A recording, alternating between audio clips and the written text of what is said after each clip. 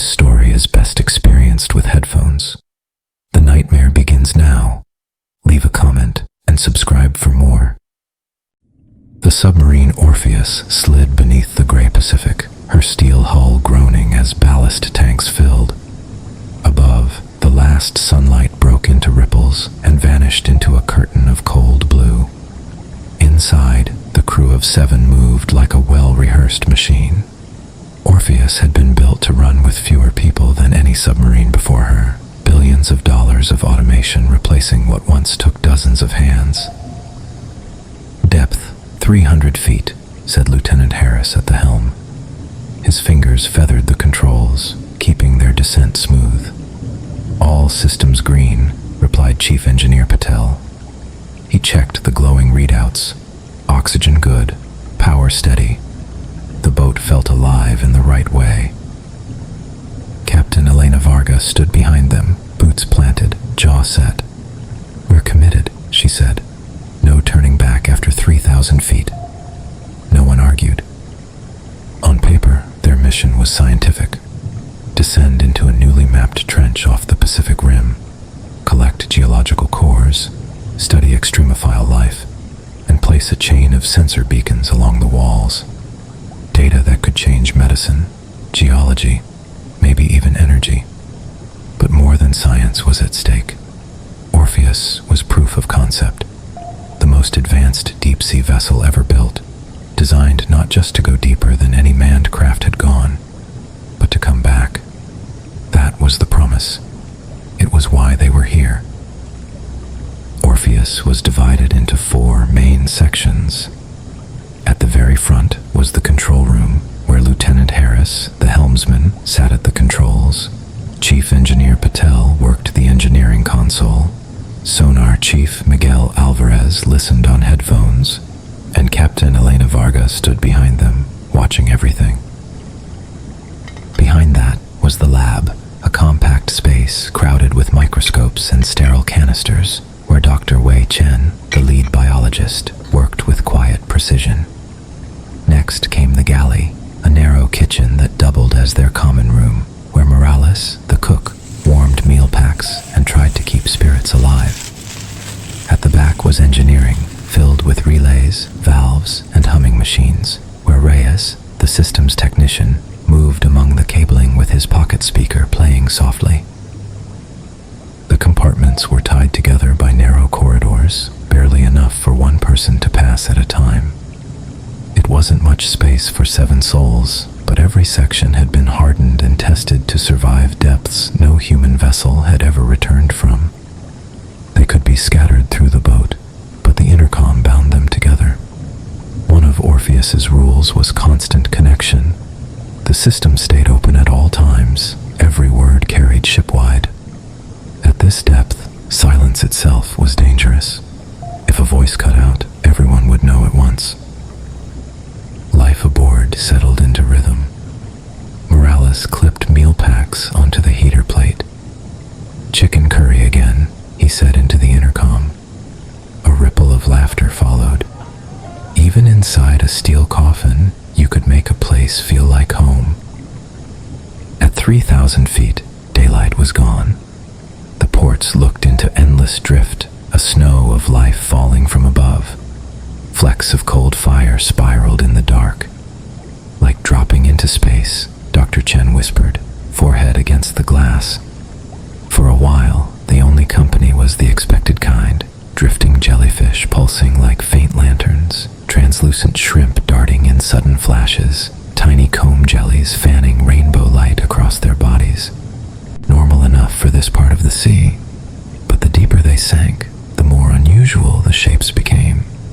At 10,000 feet, lanternfish scattered like mercury in the floodlights.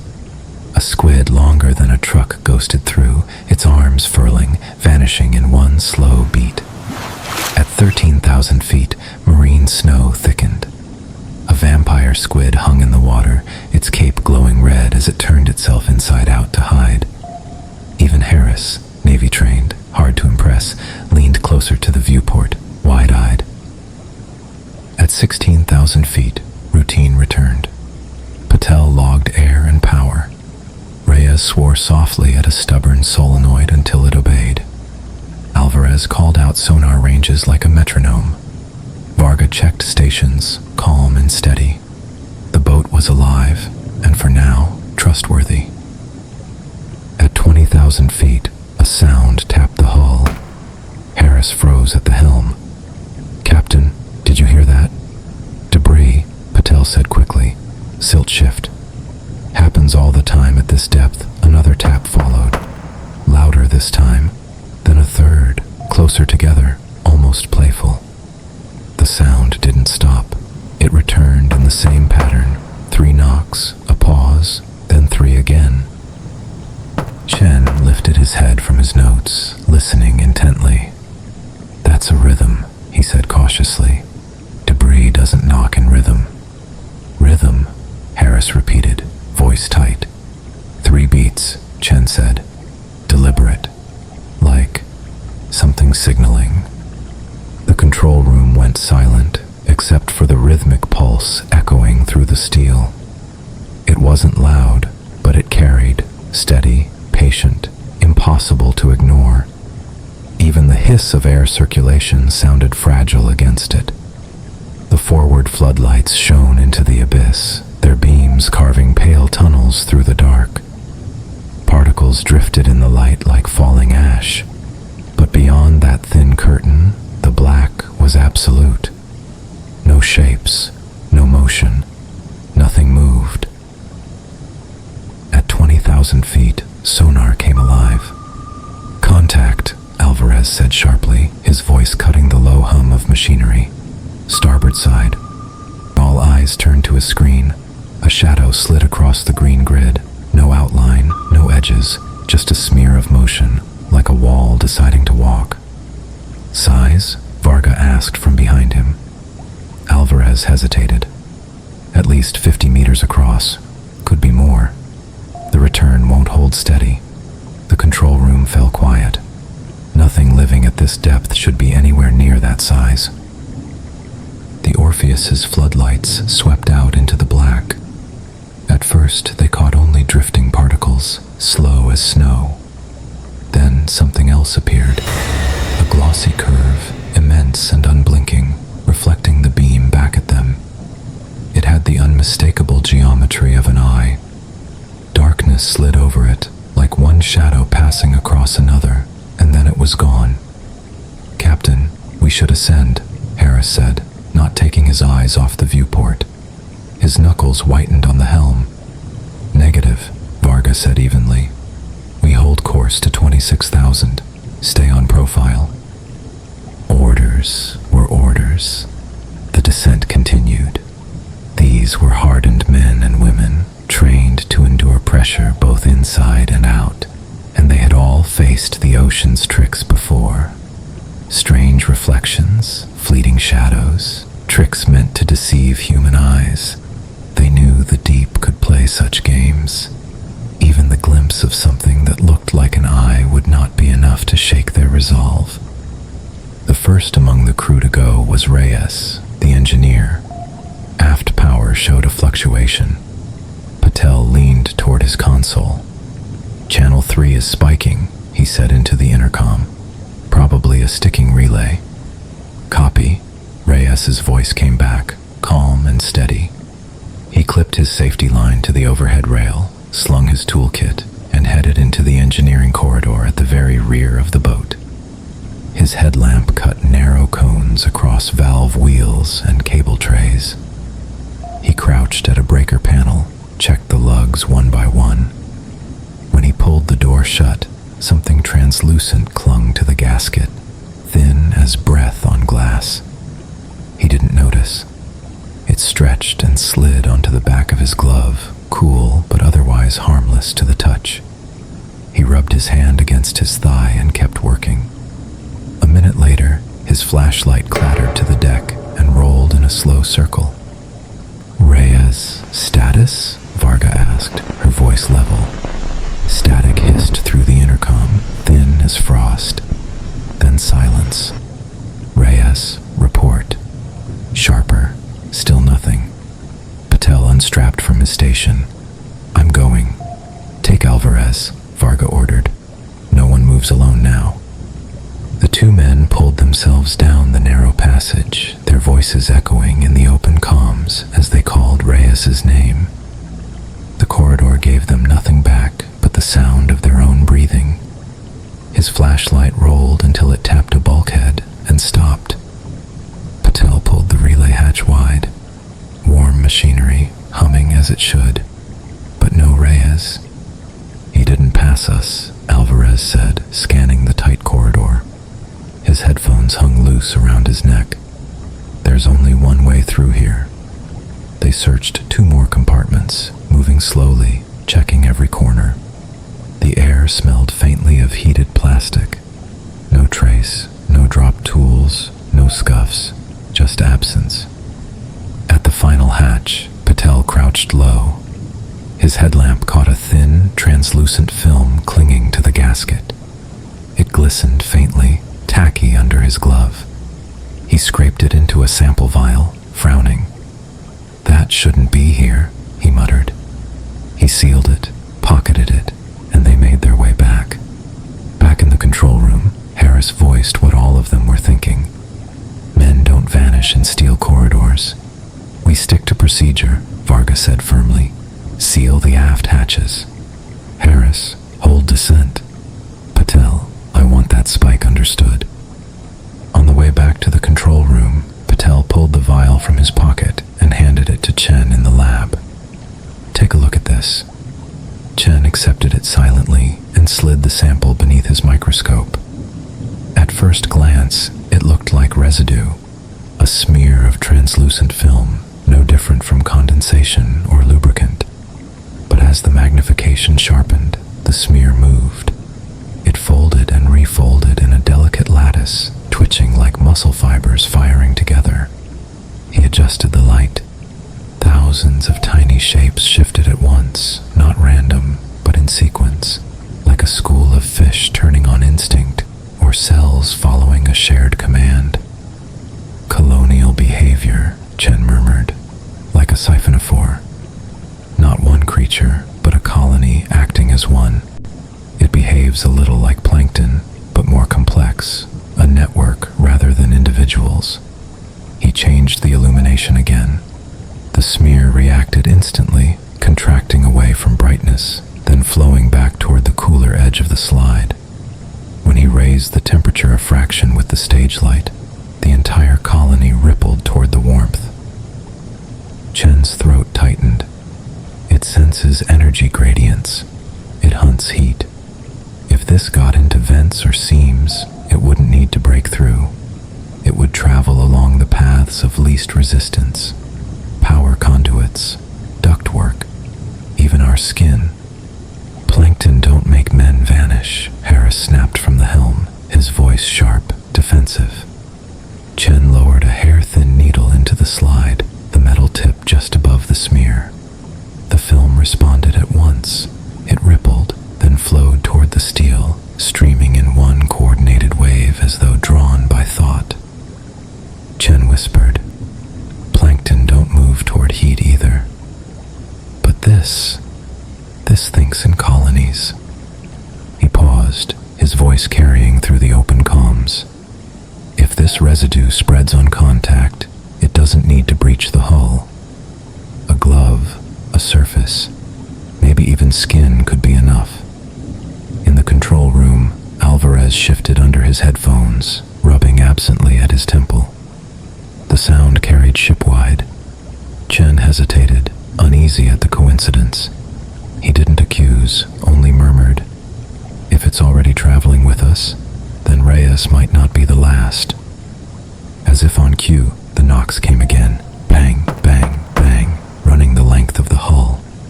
"That's inside," Alvarez said, his voice thin. "Thermal," Patel argued. "Thermal makes 1, not 3, Harris shot back. "Enough," Varga said. "Speculation kills faster than pressure." Alvarez pressed his headphones close. The background hiss of the ocean was changing. Bands of sound were gone, swallowed. What remained bent into layered tones, a chord. "It's singing," he whispered. "Engines," Patel said. "No, it's in the walls," Alvarez said, sounding like he was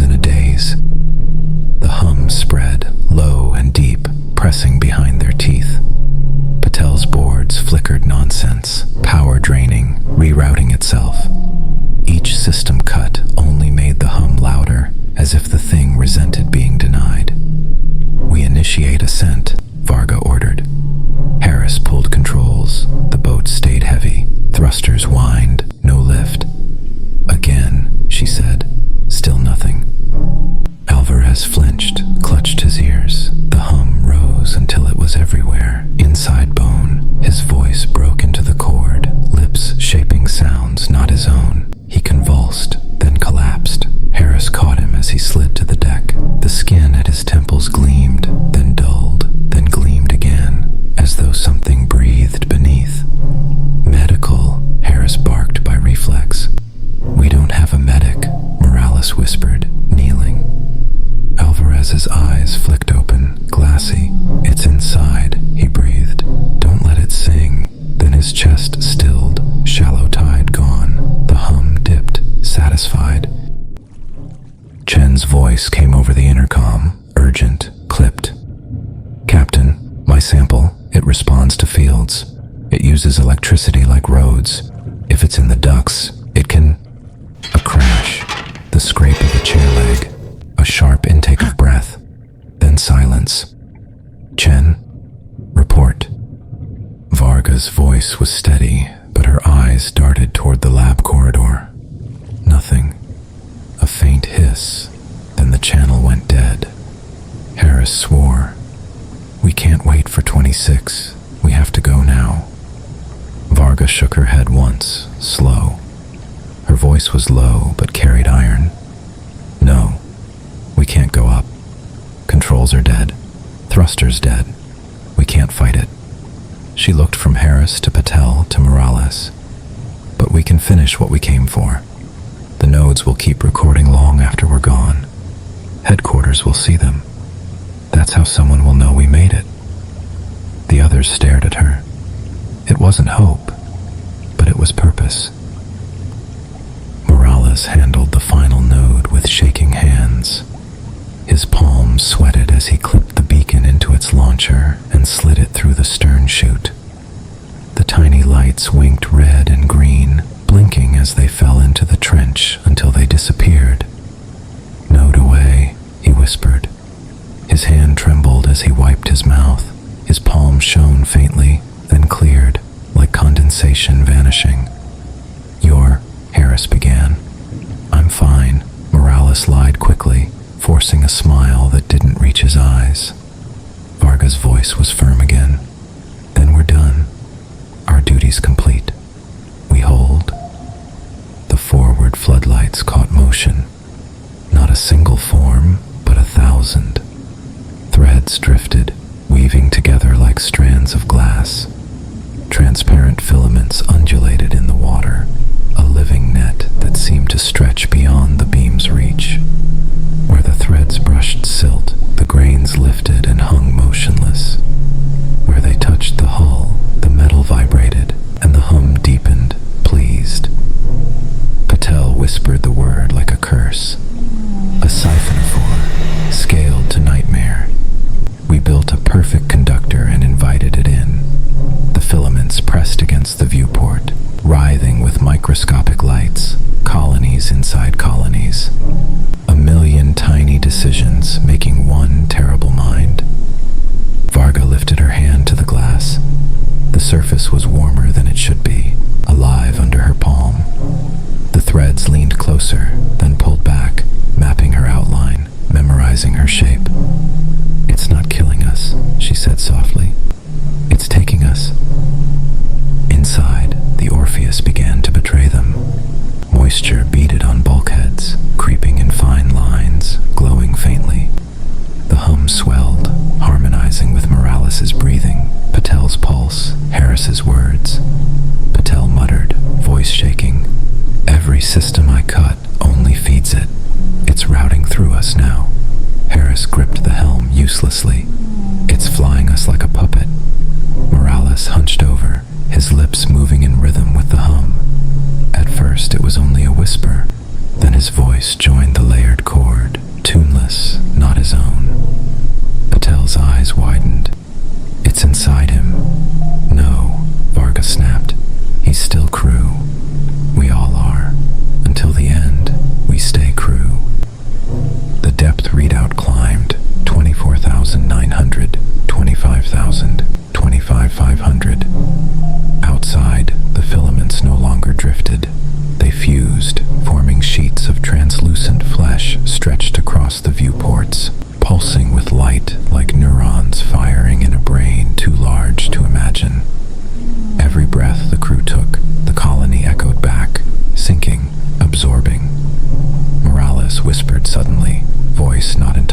Varga's own. Do you think it knows what we are? Varga's reply was simple. It knows we're warm. The last 4 crew members clung to duty. Harris kept calling depth. Patel logged power that no longer obeyed. Morales murmured a lullaby, his voice faltering into the hum. Varga dictated into the captain's log, her words steady, her hand flat against the viewport. Their final moment came without violence. The net outside drew tight.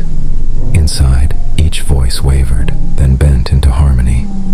Harris's depth call blurred into tone. Morales's lullaby folded into the chord. Patel's log dissolved into sound. Even Varga, still upright, let her last words fall into the music. Not surrender, not prayer, but witness. When silence returned, it wasn't silence at all. It was a long exhale, as if something vast had released only the breath it no longer needed. The Orpheus answered with stillness. No groan of steel, no hiss of systems, no voices on the intercom. Only a silence so complete it seemed the boat itself had exhaled and chosen not to breathe again. Far above, the Pacific surface stayed blank, unknowing. A gull skimmed the waves and lifted away. Days later, a signal reached headquarters. Data from the last sensor node pinged clean and strong. Recordings were intact: depth, temperature, chemical traces, sound. Enough to prove the trench had been reached and mapped. But no voice came with it. No acknowledgement from the crew. Only silence where routine check-ins should have been. Outside, the Pacific rolled on, indifferent. Deep below, along the ridge where the last node blinked, a recorder still carried the voices of Orpheus, knocks in rhythm, a captain saying, "We hold," and the layered music of something alive that had no word for mercy or malice, only for joining. In the control room at base, analysts puzzled over the readings. "Solid data," one said, "but where's their return signal?" The mission director frowned, already issuing orders. "Prep the backup sub. We'll send a search team."